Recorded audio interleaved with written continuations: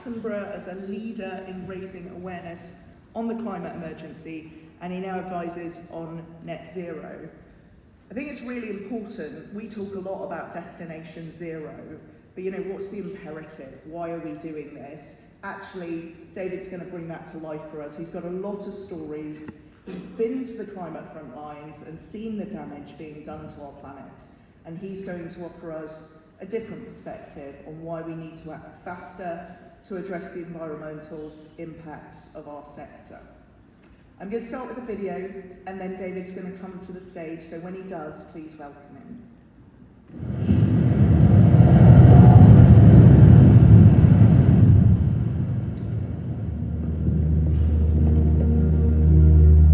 It's now beyond doubt that the Arctic is changing dramatically. I've had a unique position for nearly 20 years as a witness for the BBC to the greatest challenge of our time. How we're damaging the planet so profoundly that we're turning the climate against us. It's a job that's taken me to the farthest corners of the world. I felt despair as extreme weather strikes people least able to resist it. I've been attacked for highlighting the risks of global warming. And I've also experienced hope that clever ideas and a rising generation will help us to find a way through. So this is my story, reporting from the climate front lines.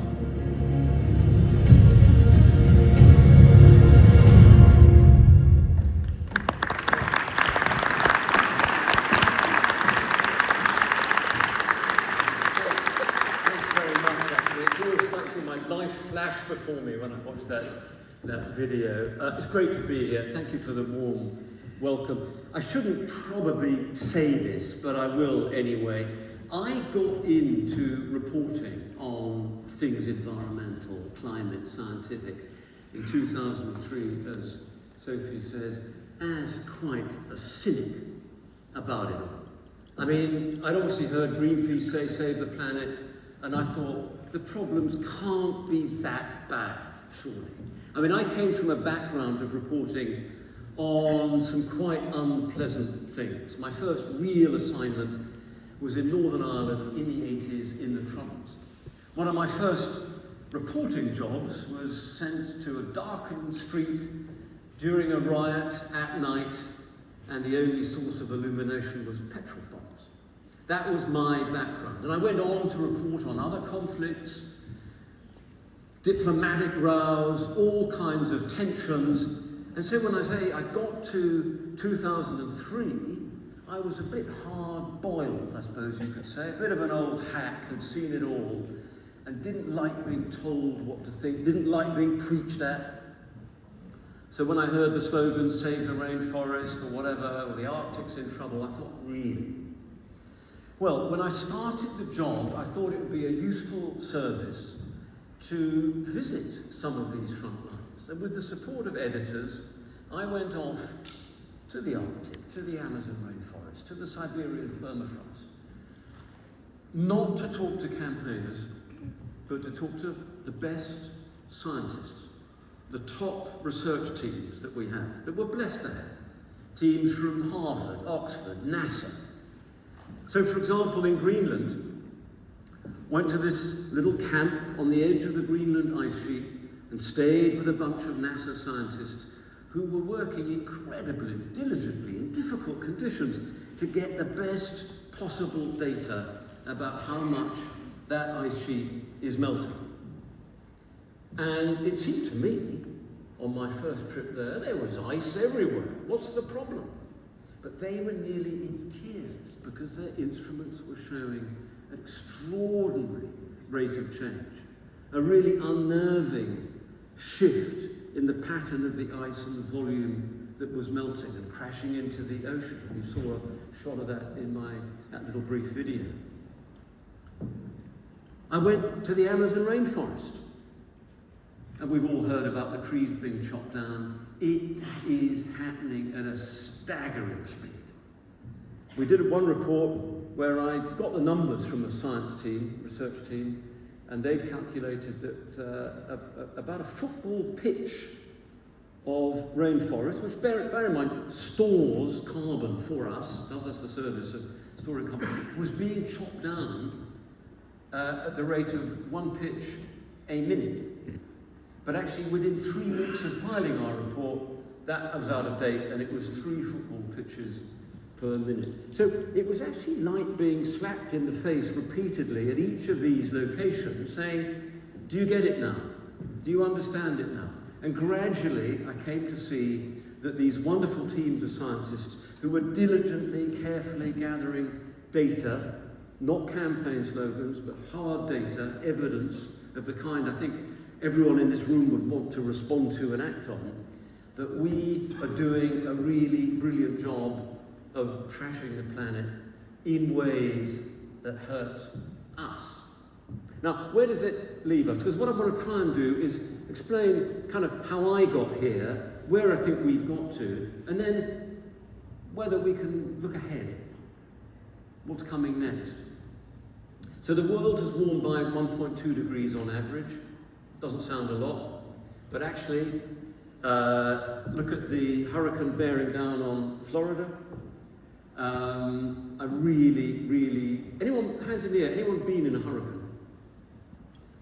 No hands, there are 1 or 2 hands in the air. I mean, horrible, unnerving experience. I've been in a hurricane in Virginia, and a typhoon, as they call them there, in the Philippines, and it's horribly destructive. So spare a thought for the people there who haven't, for whatever reason, left and got out of the way. Other hands in the air. Sorry, I won't do too much of this. I'm doing the work here, but I'm just sharing the burden a bit. Can anyone name for me the capital city of a G7 nation that recently had so many wildfires in its suburbs? Sydney. That it ran out of fire engines. Canberra. Capital city of a G7 nation, so only a choice of 7, G7 nation that had so many wildfires, it ran out of fire engines. I'm scanning, well, there's a hand in the air there. Canberra, okay. It could be right. We all think of wildfires in Australia, don't we? As it happens, it's not Canberra. Right, it's London. 2 years ago, July the 19th, 2022, the UK, parts of the UK, great chunk of centre of England, hit 40 degrees. By the way, 20 years earlier than the climate models had forecast, hit 40 degrees, and when you've got 40 degrees, during a drought, it makes it easier for fires to start. And that day, in the suburbs of London, in a great ring, there were more fires than had ever been experienced since the Second World War. The London Fire Brigade is one of the largest brigades in the world, 142 fire engines. And if you go through the log for that day, as I've done, at incident after incident, the commanders are screaming for more resources, more fire engines, more pumps, more firefighters. They couldn't get them. London ran out of fire engines that day. Now, you could say, well, wildfires have always happened, they're part of nature. Yes, true. Droughts, yeah, we've always had droughts. Hot days, yes, all of that's true. But that coincidence of all of those things happening at that pace, at that intensity, at that time, and scientists have looked through all of this, extremely hard to imagine that happening without an overheated atmosphere that's overheating because we've overloaded it with carbon and are continuing to do so. So the impacts of climate change are not only real, and I've seen them, we're all experiencing now more and more. Another quick one is rainfall. Anyone notice just how heavy and intense rainstorms can be these days? Now, when most of our drainage systems were built in most of our cities, they were built to handle a certain capacity, which isn't adequate now. We're in a new climate now. One of the big fears, if you talk to emergency planners in London, is of the next big flash flood. There are 40,000 apartments, basement apartments in London, where people live below street level. Big flash flood 3 years ago nearly drowned a number of people. So rescue services are just waiting for that to happen. Now, we're in a new climate, and let's just do a little bit of prediction. I'm sorry to say this, we just know, don't we? Over the next few years, look out a decade, there are going to be more horrible hurricanes, there are going to be more heat waves, droughts, and all of this. So we know the pressures are building. Right, I can sense the organisers saying, blindly, this guy's good at lowering the tone and spoiling the mood. But there's good as well as bad, okay? So that's one whole sort of package. We are living in a more hostile climate. And it's set to get worse, because we're on a trajectory that takes us that way. Right, is there good news? When I started reporting on climate change, if you looked at renewables, in fact that whole package of technologies, frankly, they were implausible. A lot of people didn't really want to say that in the environmental world, but let's be honest, they were. Expensive, not very good, not very reliable. I'd had experience of technology that was not very good and expensive and unreliable myself. Take you back to Northern Ireland, 1986, I was the first reporter in Northern Ireland sent to cover a riot with a thing called a mobile telephone. It was the size of a car battery with a handset on top. It weighed a ton, and I was sent off to this riot carrying this mobile telephone. I got there, and at one end of the street you had a lot of young lads chucking stuff, and the other end of the street you had army and police firing things back. I found a few other reporters, and I was going to ask them kind of what's going on, what's the latest, and they didn't want to talk to me at all. They were just mesmerised by this object, this gadget from the future. Someone said James Bond, not about me, but about the gadget. And quite soon I realised, as I looked around, I had soldiers and riot police gathered around as well, amazed by this thing. And then I noticed as the crowd around me, not around me, around the gadget swelled, there were a few lads who'd come from the other end of the street, broken off from their rioting to see what was going on. And everyone was amazed. And then came the moment when I had to use this thing. I dialed the number, got through to the BBC Belfast newsroom. I could hear them, they couldn't hear me. I'm sure you've all had moments of profound humiliation. That was one of them. In front of my big audience, I had completely failed to make this new thing from the future work. And if you'd asked me then, was it worth spending, as the BBC had, several thousand on this thing, I'd have said, of course not. It'll never catch on. 5 years later, the BBC issued all its reporters with mobiles, which by then were a bit smaller, but still quite chunky. 5 years after that, I think everybody had them. A few years after that, we all started to buy them for our kids. A year or two later, I bought one for my mum, right? What had seemed completely implausible quite quickly became plausible. Why? They worked, they were cheap. Same happened with, has happened with solar. Solar panels, when NASA sent a solar panel to the moon and part of the Apollo missions, this little panel was estimated to cost $3 million. I'm involved in a project that takes me to Mongolia, where the horse herders in their yurts now all have solar panels. They cost $50, right? The cost curve is absolutely staggering. Same with electric cars. Not that long ago, electric cars were pricey. Teslas. Who could afford a Tesla? Well, some, if they were lucky. Many couldn't. Most couldn't.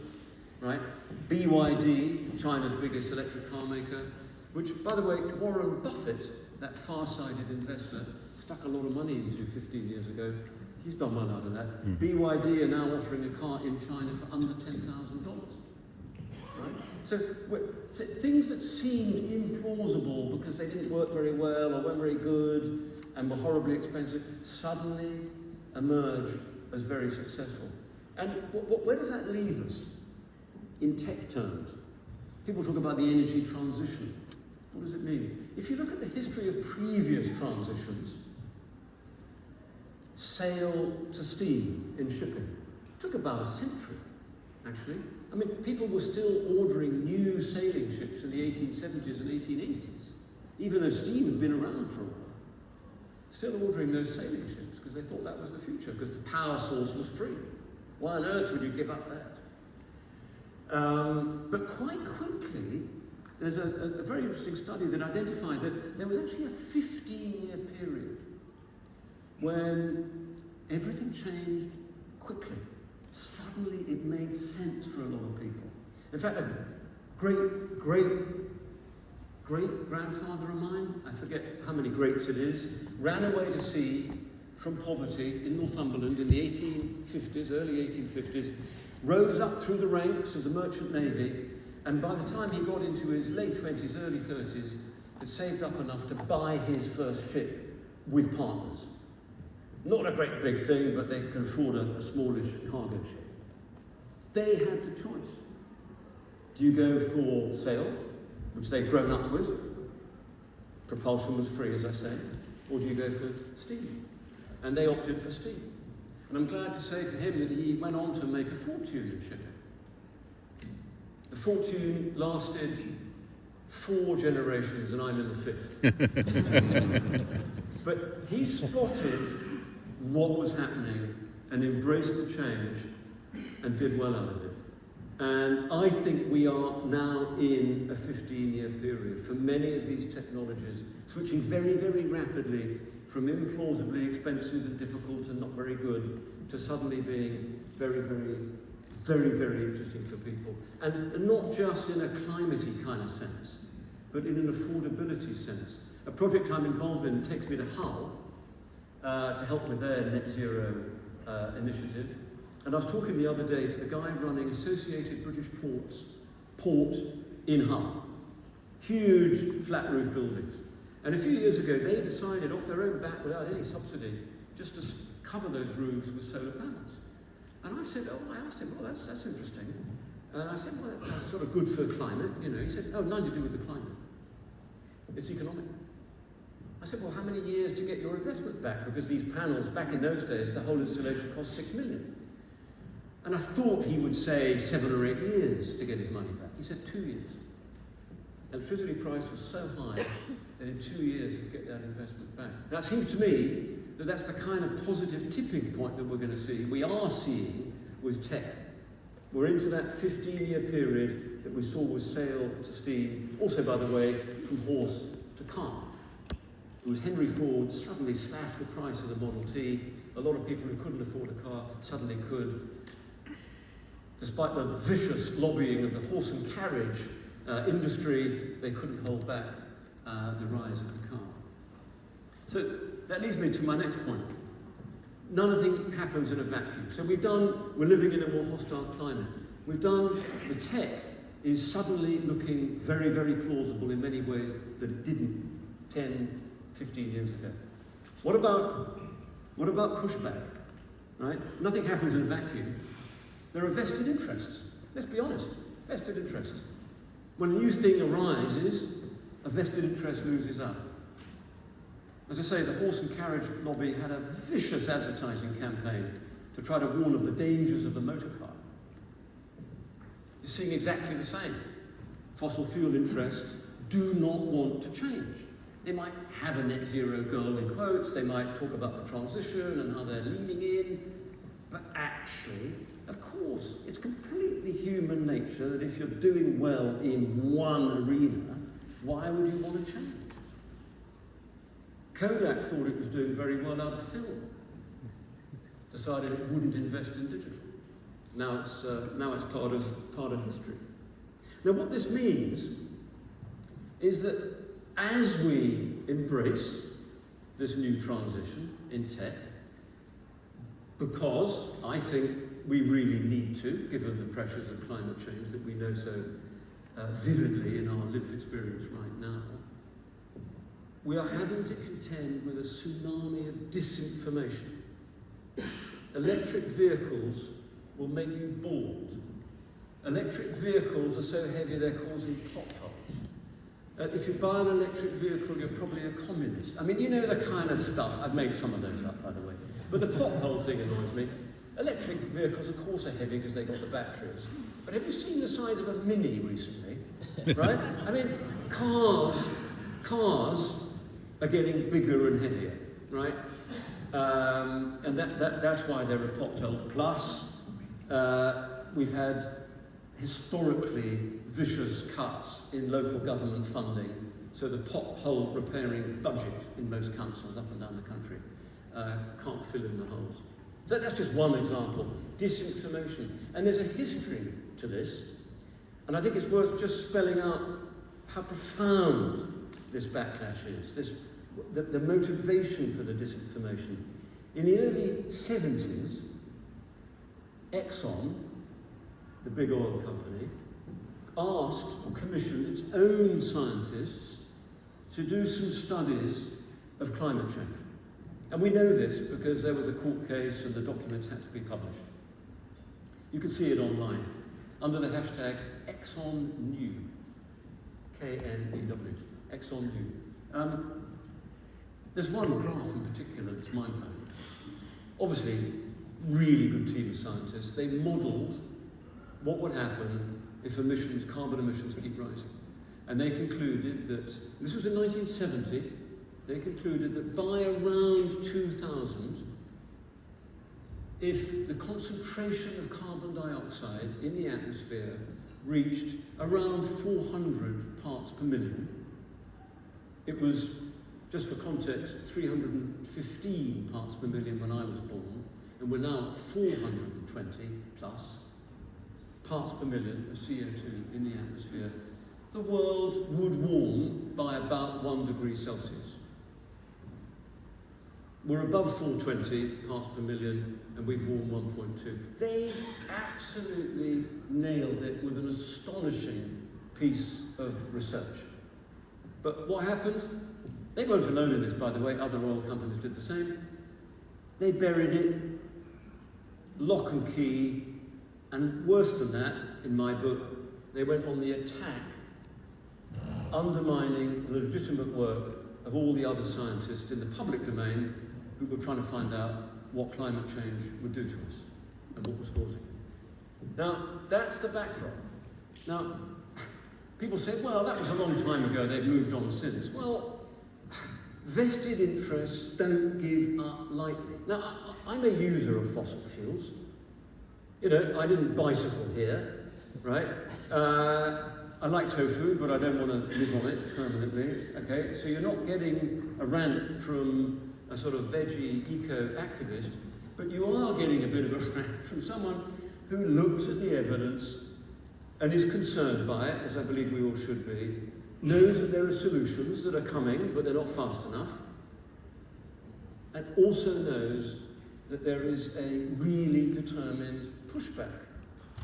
And it's always easy to push back, isn't it? It's very easy to say, oh, well, look at China.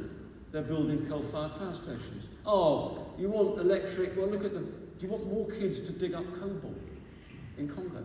Right? These kind of things can pick up and gather steam very, very quickly.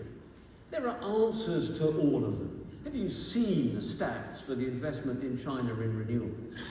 I mean, absolutely mind-blowing. Have you seen what they've done in terms of slashing the prices? Goldman Sachs, those tofu-eating hippies, they forecast that batteries of all sizes would be halving in price by around the middle of the decade. I mean, partly because of China. Extraordinary stuff is happening. So, tsunami of disinformation, reality of our new climate, and reality of technological possibility. But nothing can happen with tech alone. I was interested in the poll, by the way, that tech came top. Tech is obviously absolutely vital, but it cannot do it on its own. You've got to get the politics right, you've got to get the behaviour right, and what's key in all of that? It's us. It's us. We all have agency. Everybody in this room. Now, that can play out in different ways. It's how you vote, fine, that can be something. It can be how you choose to get around, another thing. Flying, a bit less maybe. What kind of car do you use? How do you get around? What do you eat? Your dietary choices every single day, they count, particularly beef. If you look at the stats, beef is the big one. Not saying don't eat beef, just maybe less of it. The livestock industry is a huge carbon emitter. By the way, the methane from the cows comes from the mouth, not the other end, just in case anyone's interested.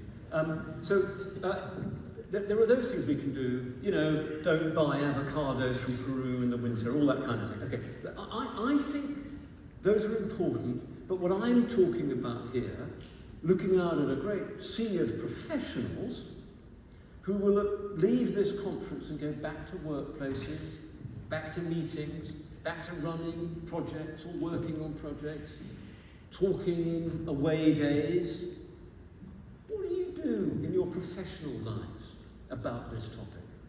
Do you raise it? Do you keep quiet about it? If you've got the word sustainability in your job title, do you feel obliged to raise it with the chief executive now and again? Or do you look at the science, look at what's happening with our climate, and think, actually, this is urgent. This is urgent.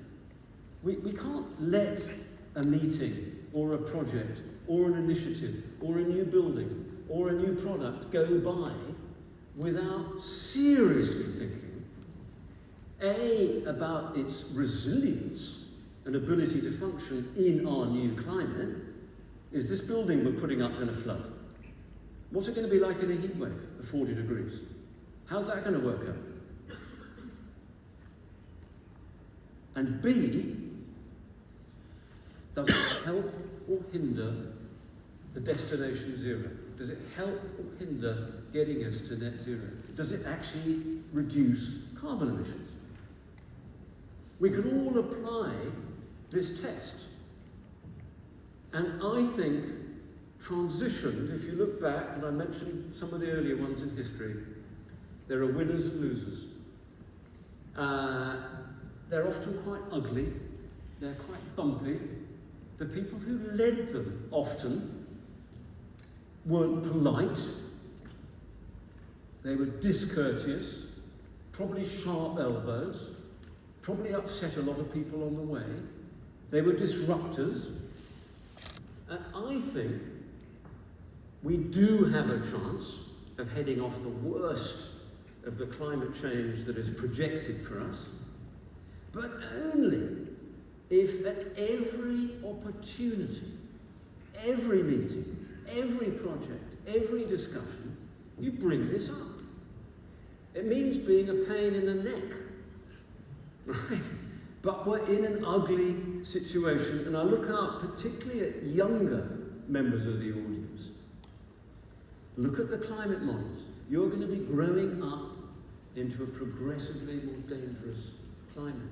And now is the moment to think about what you can do. And I think there's that, I've got grown-up kids, and they actually do challenge me. And there's that age-old, bit of a cliche, but we think ahead. Any date you want, 2030, 2035, 2040, 2050, some date that's, by the way, not that far away, and you're addressing, because you're esteemed leaders and brilliant engineers, you're asked to address your old school or university or a group of young employees or potential employees. And as the floods and the heat waves and the droughts and everything get worse by then, and we know they will, they can ask us all the question, which I think is incredibly profound: what did you do to make this better? Or, hang on, did you do something to make it worse? And I think we should focus on that first bit. I'm an optimist. Thank you very much indeed.